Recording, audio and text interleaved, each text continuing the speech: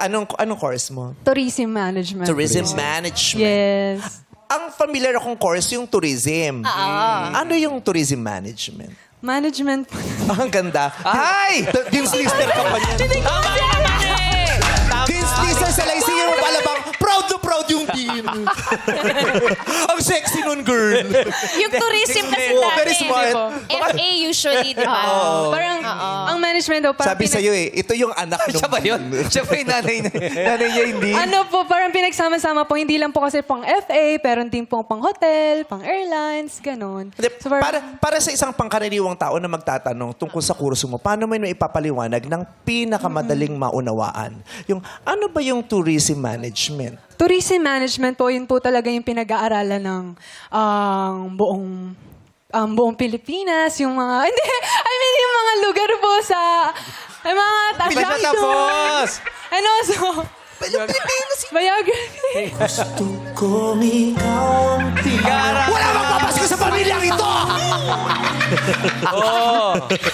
Bugtog na yung Red kanta. outfit pala to ng pelikula mo.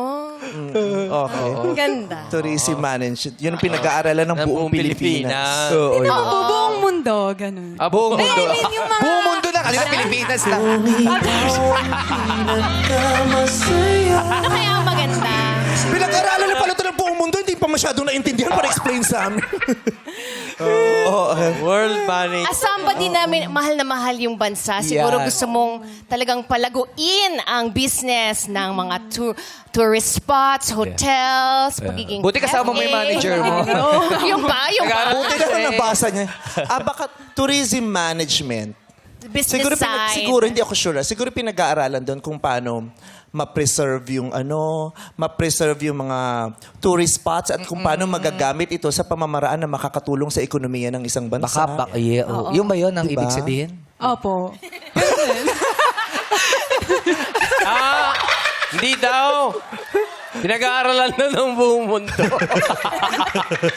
Kahit si Lady Diana, pinag-aralan niya noon.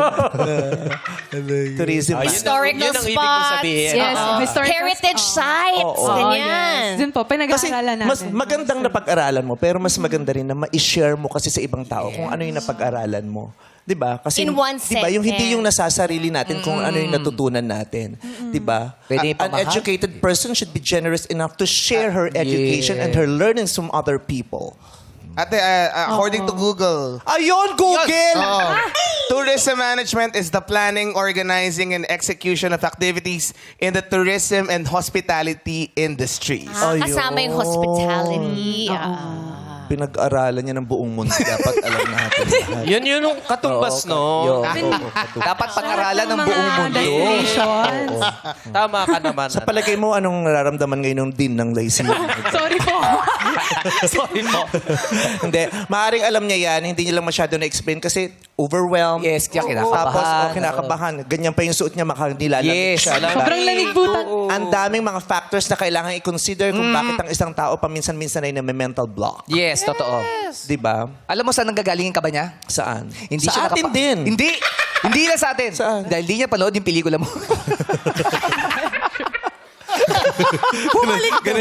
Bumabalik-balik. Alam niya, ano title ng pelikula ni Ime? Breadwinner. And the breadwinner is... At least siya alam niya. Yo. Ikaw nga kahit kailan din ba yung ano niya, Alam yung pangalan ng makeup. comedy bar niya? Ang Vice Ganda Bar. Ang ganda. Lagi nga ako nagpupunta ron eh. Yung makeup. Yung Vice Ganda Cosmetics. Wala kang tinama. Palibasa hindi niya yung napag-aralan sa buong mundo. Oo. Ikaw, tayong dalawa lang nakakaalam. Si Arnalyn. Alam mo, Arnalyn. Arnalyn. Okay.